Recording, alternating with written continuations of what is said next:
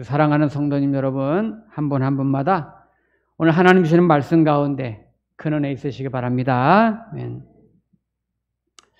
오래전에 그 텔레비전에서 프로그램 중에 세상에 이런 일이, 이런 프로그램이 있었어요.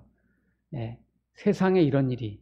그 막 기적 같은 그런 일들이 거기 나오는데, 연세가 많이 드신 할머니 한 분이 이제 등장을 했습니다.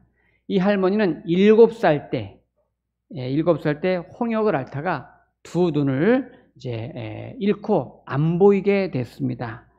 어른이 돼서는 아예 앞을 못 보고 이제 눈을 거의 감고 사시는 분이 되었는데요. 보통 맹인 중에는 희미한 빛이 있기 때문에 어둡다, 밝다 또는 낮이다, 밤이다. 요 정도는 이제 구분하는 그런 맹인들이 꽤 많다고 합니다. 그런데 이 할머니는 전혀 완전히 시력을 잃었기 때문에 전혀 이 어둠과 이 밝음을 구분할 수 없는 그렇게 시력을 잃은 맹인이세요. 그런데 눈을 전혀 보지 못하지만 정상적인 사람, 앞을 똑바로 보고 사는 사람이랑 별로 다를 바 없이 살림을 잘 하시는 분이세요. 그래서 텔레비전에서 이제 그분 이렇게 일상을 찍었는데 이분이 이불을 이렇게 꼬매가지고 딱 내놓으시는데 눈 뜬 사람보다 이불을 아주 정확하게 꼼꼼하게 잘 꼬매온 거예요. 오, 깜짝 놀랐어요. 특히 여기 한복 저고리 여기 깃대는 거 이거 동정이라고 하잖아요. 동전. 이거를 정확하게 이 칸이 정확하게 일정에 꼼꼼하게 깨끗하게 잘 달아오신 거예요. 앞을 못 보는데, 앞을 못 보는데. 그런데 방송국에서 PD랑 이제 카메라 이제 이 기자들이 몇 명 왔잖아요. 멀리서 왔다고 음식을 차려주는데 기가 막히게 음식을 다 차려놓는 거예요. 앞을 못 보는 그분이. 그러니까 이제 PD가 테스트를 하나 하는데 녹색 고추랑 빨간 고추랑 구분할 줄 아냐 그랬더니 구분할 수 있다는 거예요. 이야, 아니 색을 못 보는데 여러분 만지는 걸로 구분할 수 있어요? 우리 못 하잖아요. 근데 그분은 딱 맞으더니 녹색 고추입니다. 오, 딱 맞으니 빨간 고추입니다. 이분이니까 앞을 못 보니까 어릴 때부터 이 촉각이 발달해가지고 다 똑같을 것 같거든요. 저는 뭐 그거하고 똑같은 거 아닌가? 근데 이분은 야, 색깔이 감지가 되는가 봐요. 야, 신기하게 막 PD가 섞어가지고 딱 보여주는데도 딱 빨간 고추입니다. 정확하게. 야, 컨닝하는 것 같아. 근데 아니야. 정말 맹인이란 말이에요. 그래서 PD가 물었어요. 할머니 이렇게 사시는 걸 보니까 아쉬울 게 없을 것 같아요. 했더니 할머니가 뜻밖의 대답을 해요. 아닙니다. 저에게 소원이 있다면 앞을 보고 싶어요. 내 아들이 어떻게 생겼나 보고 싶고, 내 며느리는 얼마나 예쁜가 보고 싶고, 내 손주들은 어떻게 생겼나 보고 싶어요 하면서 눈물을 글썽이더라고요. 그렇겠죠. 아무리 생활에 장애가 없다 한들 보고 싶은 마음이 왜 없겠어요. 제가 오래전에 이제 그 서울 저 종로의 그 맹인학교에 가서 이제 봉사활동 했었다는 얘기 드렸잖아요. 언젠가 이제 그 학교 안에 가면 교회당이 있어요. 맹인학교 안에 맹인 교회당이 있는데 그때 당시에는 교회당이 마룻바닥이었어요. 옛날 교회들 그런 게 있잖아요. 그죠? 마룻바닥. 예. 그래서 거기 청소해 주는 거예요, 제가. 막 청소해 막 걸레질도 막 이제 마룻바닥이니까 청소도 하고 그래요. 근데 이제 마룻바닥 그 맹인 교회당 앞쪽에 강대상 쪽에 보면은 피아노가 이렇게 있어요. 그 맹인 교회도 피아노가 있는데 어느 자매가 거기 이제 피아노를 치고 있어요. 근데 이 자매는 이제 어머님이 오셔서 데리고 가기 때문에 어머님은 이제 기다리고 있는 거예요. 맹인이니까 혼자 못 다녀가지고 안내하는 사람이 있어야 귀가가 가능하죠. 근데 그 자매는 신학대학을 졸업했어요. 얼굴도 예쁘고 노래도 잘하고 피아노도 참 잘 치고. 근데 그날 이제 피아노를 치고 있는데 저는 이제 막 마룻바닥 막 닦고 있죠. 열심히 닦고 이제 피아노랑 좀 멀리 저 끄트머리 막 닦고 있는데 갑자기 딴 데 막 피아노를 막 피아노 부서지듯이 꽝꽝 하는 소리가 막 들리는 거예요. 그래서 얼른 돌아봤더니 그 피아노 건반에 엎드려가지고 막 엉엉 우는 거예요. 그 자매가 막 울어요.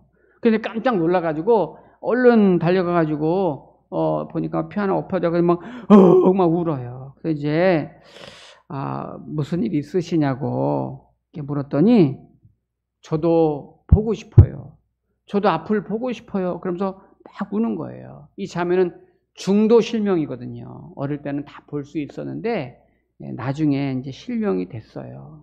그래서 사고가 나가지고 사람이 앞을 보지 못한다는 거, 그게 얼마나 큰 고통일까. 참 거기서 간접적이지만 참 많이 아팠습니다. 오늘 성경에 보면은 맹인 한 사람이 나와요. 맹인 한 사람이 나오는데 예수님이 이 맹인을 고쳐가는 과정이, 지금까지 예수님이 다른 환자들 이렇게 종종 고치는 일이 있었는데 오늘 또 역시 좀 다르게 또 이 환자를 고치는 내용이 나옵니다. 자, 먼저 오늘 22절에 보시면 벳세다의 이름의 사람들이 맹인 한 사람을 데리고 예수께 나와 손대시기를 구하거늘. 근데 여기 보니까요, 알 수 없는 익명의 사람들이 맹인을 데리고 예수님께 왔어요. 맹인 스스로가 올 수 없지요. 그러니까 사람들이 데리고 온 거예요. 맹인이 고침받기를 원했지만은 맹인 스스로 못하니까 주변 사람들이 대신 고쳐달라고 예수님께 지금 데리고 온 거예요. 여러분, 우리 주변에 이런 부류의 사람들이 있어요. 혼자서는 아무것도 할 수 없는, 도움이 필요한 사람들이 있단 말이죠. 여러분, 그런 사람들에 대해서 우리 교회가 할 일이 있는 거예요. 성도님들이 그런 사람들에서 관심을 가져줘야 되는 거예요. 자, 이 맹인을 예수님께 데려갔을 때 예수님이 어떻게 하시는가? 23절 보면은 예수께서 맹인의 손을 붙잡으시고 마을 밖으로 데리고 나가사 눈에 침을 뱉으시며 그에게 안수하시고 무엇이 보이느냐 물으시니. 네. 자, 우리 좀 특이한 게 있죠. 예수님이 그냥 그 자리에서 고쳐도 되는데 그 사람을 마을 밖으로 데려나갔어요. 밖으로 나가서 고치셨단 말이에요. 근데 26절에 보면은 예수께서 그 사람을 집으로 돌려보낸 이르되 마을에는 들어가지 말라 하시니라. 네. 그러니까 왜 예수님은 이 맹인을 마을 밖으로 데려나가가지고 고쳐주시고 고치신 다음에는 마을에는 이제 들어가지 말라 이렇게 말씀하셨을까요? 이거는 예수님이 이 맹인을 잘 알기 때문에 이 맹인을 지금 구별하시는 거예요. 지금 이 마을에서는 맹인이 여태 살아왔잖아요. 살아와서 맹인으로서의 삶을 거기서 살았을 겁니다. 그 마을에서 맹인이 어떻게 살았는지 예수님은 알 거예요. 맹인의 삶이 그 마을에 녹아져 있단 말이죠. 근데 그곳에 예수님이 이제는 눈 떠서 고침 받았으니 거기 들어가지 말라. 이 표현은 은유적인 표현이에요. 이젠 너의 옛날 삶으로 돌아가지 말라는 거예요. 네가 맹인일 때 살았던 옛날 습관, 옛 생활, 옛날 삶의 자리로 돌아가지 말고 이제 눈이 떠졌으니까 과거의 삶에서 벗어나서 고통스러운 삶에서 벗어나서 이제는 새 사람으로 치유받은 자답게 새로운 인생, 새로운 삶을 그런 구별해서 살아가라. 이런 의미가 담긴 예수님의 그런 이제 인도하심이지요. 그리고 오늘 참 더 특이한 거는 맹인의 눈을 이렇게 예수님이 고쳐주시는데 한꺼번에 확 눈 떠라 뭐 이러면서 고쳐주는 게 아니고 점차적으로 점진적으로 이렇게 눈이 서서히 보이는 과정을 통해서 보여주세요. 그래서 오늘 여기 이제 23절을 한번 보시면 23절에 거기 보시면은 예수께서 맹인의 손을 붙잡으시고 마을 밖으로 데리고 나가사 눈에 침을 뱉으시며 그에게 안수하시고 무엇이 보이느냐 물으시니. 무엇이 보이느냐 이렇게 물으셨어요. 그러면서 이제 24절 25절에 보면 본다는 말이 이제 세 단계로 나와요. 세 단계로. 그러니까 육안으로 뭐가 물어보는 과정이 세 단계로 나오는데 세 번 나오는데 점진적으로 보인단 말이에요. 자, 24절에 보니까 쳐다보며 이르되 사람들이 보이나이다. 나무 같은 것들이 걸어다니는 것을 보나이다 하거늘. 여기 본다는 거는 see, 육안으로 보는 거예요. 육안으로. 뭔가 이렇게 좀 사람들이 보는데 나무 같은 것들이 보입니다. 육안으로 보이는 거예요. 그 다음 25절에 보니까 이에 그 눈을 다시 안수하심에 그가 주목하여 보더니, 여기 주목하여 본다는 것은 경험적인 차원에서 이제 뭐가 보이는 거예요. 선명하게 보이는 거예요. 그런데 나서 모든 것을 밝히 보는지라. 여기 밝히 보인다는 것은 꿰뚫어 보는 거지. 이해해서 보이는 거예요. 예. 이런 개념입니다. 그래서 헬라 원어는 조금씩 본다는 말이 여기 3번 나왔는데 각각 다른 단어를 쓰고 있단 말이죠. 자, 그러면 우리가 예수님이 맹인을 고치시는 과정을 보면 한 방에 그냥 급진적으로 고치실 수도 있을 텐데 그렇게 하지 않으시고 천천히 하나씩 점진적인 과정을 통해서 지금 고치셨단 말이에요. 우리가 지금까지 보면 알지만 예수님이 환자들, 질병에 걸린 사람들, 병을 고치실 때마다 여러 부류, 여러 사람들을 만나셨습니다, 그동안. 그런데 특이한 거는 예수님이 그 사람 각각마다 치료하는 방법이 그 사람에 따라서 다 달랐어요.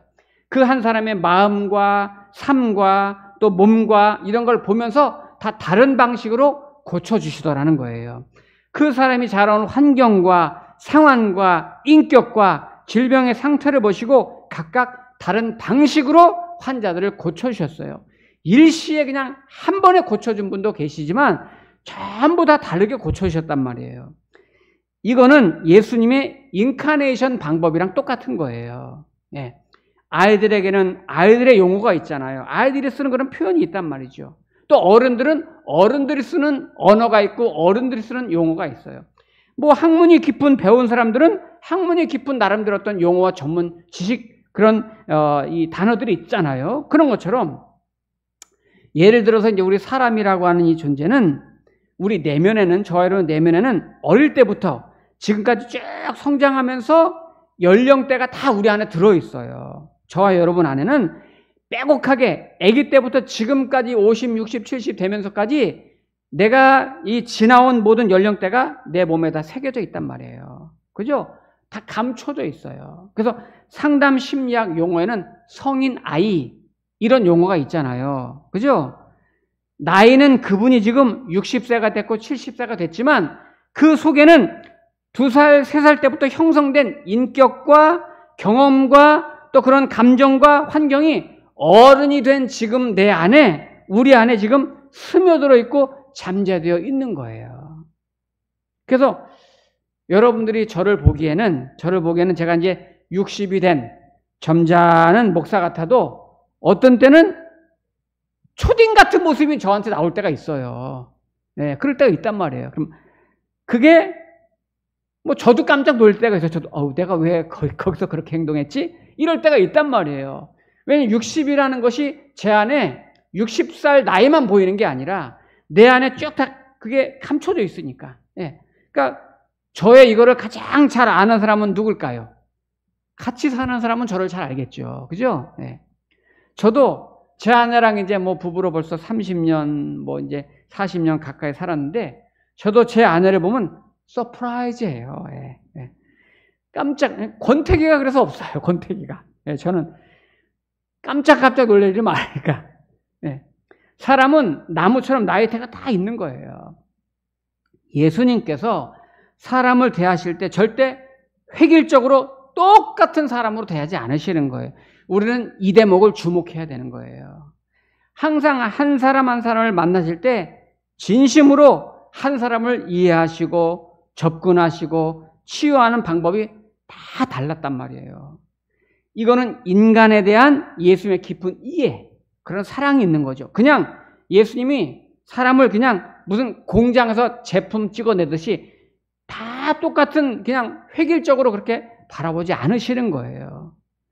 우리는 이 대목에서 서로 각각 저와 여러분들 우리 주변에 만나는 사람들이 모두가 다 다르다, 다양하다 이거를 인정해야 되고 그걸 우리가 우리 마음에 회복을 해야 돼요. 예수님께서 한 사람을 대하실 때에 물건 대하듯이 대한 것이 아니고 그의 환경과 또 문화적인 배경과 살아온 상황과 이런 모든 것들을 다 인지하신 후에 이 사람은 이런 모양으로 저 사람은 저런 모양으로 다 그렇게 만나시고 대하시고 치유하신 거예요. 사람은 여러분 이 마음의 모양이 마음의 모양이 다 달라요. 색깔도 다 달라요. 어떤 사람은 마음이 말랑말랑한 사람이 있어요. 그 마음을 들어가 보면 네, 말랑말랑하고 막 부드럽고 막 동글동글하고 이런 사람이 있고, 어떤 사람 들어가 보면 그럼 마음을 찍는 사진사라는 책 보세요. 거기 보면은 별 얘기가 다 나와요. 우리 마음 속에 거친 사람도 있고 딱딱한 사람도 있고 뭐 네모난 사람도 있고 다 그런 거예요. 그런데 우리가 그래서 교회 안에서 자칫 실수하기 쉬운 게 있습니다.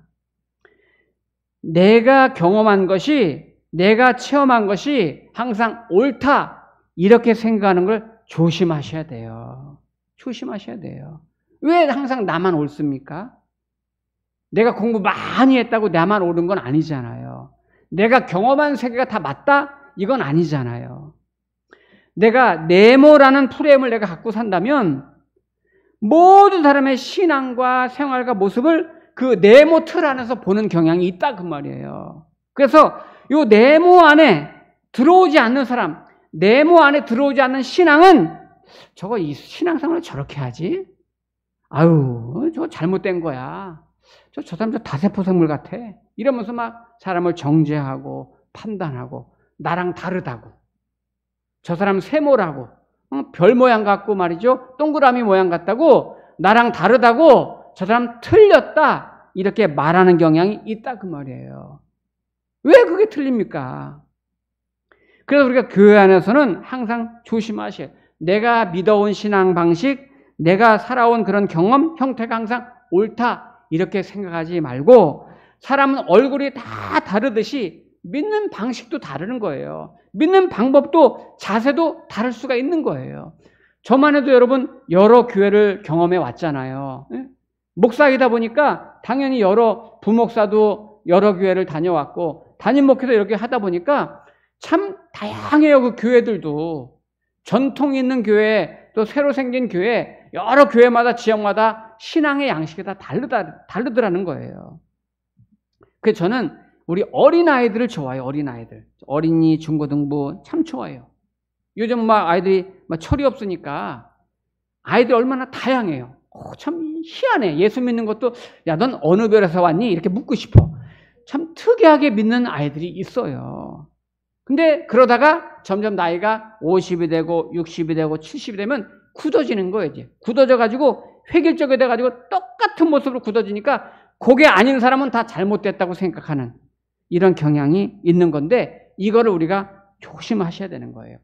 복음이라고 하는, 진리라고 하는 원칙은 변하지 않아요. 그거는 분명한 거예요. 분명한 건데, 그거를 따르고 믿는 그런 이제 방식은 사람에 따라, 감성에 따라, 형태에 따라 조금씩 다를 수도 있다는 것을 우리가 기억하셔야 돼요. 그런데 예수님은 바로 그런 우리를 아시기 때문에 우리를 끝까지 품어주시고 기다려주시고 우리를 이렇게 거기에 맞게 우리를 고쳐주시고 회복시켜 주시는 거예요. 자, 오늘 25절에 보면은 이에 그 눈에 다시 안수하심에 그가 주먹하여 보더니 나아서 모든 것을 밝히 보는지라. 네, 여기 다시 안수하심에 이게 오늘 설교 제목입니다. 여기 다시라는 말이 헬라어로 팔린이라고 부르는데요. 이거는 계속해서 반복의 개념을 가진 그런 단어예요. 그러니까 한 번 안수하고 또 한 번 안수하는데 계속 만져주시고 계속 손을 대주시는. 그러니까 예수님은 아직까지도 희미하게 보이는 맹인을 한꺼번에 확 고쳐놓은 것이 아니라 그 사람의 그런 성향을 아시고 또 살아온 환경을 아시기 때문에 아직까지 이 사람이 사람인지 나무인지 잘 모르겠습니다. 뭐 이렇게 표현할까? 계속해서 정확히 볼 때까지 그의 연약함을 아시고 품어주시고 기다려주시면서 또 기다려주시고 또 품어주시고 계속 긍휼히 여기시고 계속 안수하시고 계속 끝까지 그가 선명하게 분명하게 꿰뚫어 볼 때까지 계속 주님이 만져주시고 안수하시는 그런 장면을 이렇게 묘사한 거예요. 결국 연약한 한 사람을 예수님은 그냥 해치우듯이 그냥 적당히 포기하는 분이 아니라 사랑하시되 끝까지 사랑하시는 예수님을 우리에게 이렇게 보여주시는 거예요. 이게 여러분 복음입니다. 예수님은 최선을 다해서 사랑해 주는 분이 아니라 최고의 사랑을 우리에게 주시는 분이세요. 오죽 했으면 시편 139편 6절에 이런 말씀 있죠.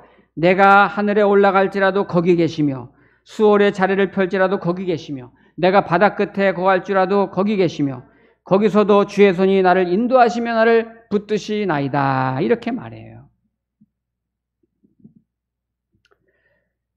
지난 주간에 지금 우리가 같이 중보하고 기도하고 있는 정지용 집사님이랑 제가 전화 통화를 했어요. 김수현 권사님께서 이제 전화기를 귀에 이렇게 대주셨지요. 움직이시지 못하니까. 그래서 제가 정지용 집사님께 그랬어요. 집사님, 우리 성도님들이 기도 많이 하고 있습니다. 집사님께서도 믿음으로 소망으로 끝까지 낙심하지 말고 기도하세요. 그랬더니 그 집사님이 네 목사님 저도 지금 계속 기도하고 있습니다. 이렇게 말하더라고요. 그런데 저도 지금 계속 기도하고 있습니다. 그 말이 뭔가 굉장히 간절하고 뭔가 확신이 느껴졌어요. 여러분 우리가 매주 지금 마가복음을 설교하고 있잖아요. 순차적으로. 그죠? 순차적으로 매주 한 단락씩 설교하고 있는데 마침 이 상황에서 이 점에 다시 안수하심이라는 본문의 말씀을 만난 것은 우연이 아니에요. 하나님께서 우리 정지웅 집사님과 그 가족들에게 우리 목동교회 성도들에게 주시는 말씀이라고 저는 확신합니다. 우리가 하나님 앞에서 좌절하고 낙심하는 것도 하나님께 잘못하는 거예요. 나는 이제 끝났어. 난 안 될 거야. 난 실패자야. 이렇게 스스로 내가 나를 깎아내리고 의심하고 절망하면 그건 하나님 아버지에 대해서 내가 믿지 못하는 거고 신뢰하지 못하는 거고 의심하는 거니까 하나님 앞에 잘못하는 거예요. 내가 하나님 아버지 정말 살아계심을 믿고 그 사랑을 신뢰한다면 하나님 아버지는 나를 버리지 않으신다. 나를 끝까지 사랑하신다. 나를 붙들고 계시다. 하나님은 결국 모든 걸 합력해 손을 이루신다. 끝까지 여러분 믿음으로 기도하시기 바랍니다. 오늘 맹인에게 다시 안수하시는 예수님, 계속 만져주시는 예수님, 반복해서 안수하시는 예수님, 이 예수님의 모습이 얼마나 위로가 되는지 몰라요. 저도 오늘 설교 준비하다가 끝까지 예수님이 그럼에도 불구하고 다시 안수하시고, 여러분 예수님이 다시 안수하시는 장면이 없어요, 별로. 근데 오늘 이 맹인은 예수님이 아는 거예요, 이 맹인의 상태를. 그래서 다시 안수하시고 또 반복해서 안수하시고, 이런 예수님의 모습 앞에 제 마음이 되게 녹아내리고 따뜻해졌어요. 우리 성도님들도 우리가 우리를 알잖아요. 저는 여러분 몰라도 여러분은 여러분 자신을 알잖아요. 내가 얼마나 성질이 못됐는지, 내가 내 의, 내 욕심, 내 교만, 내 자신, 우리 속을 우리가 잘 알아요.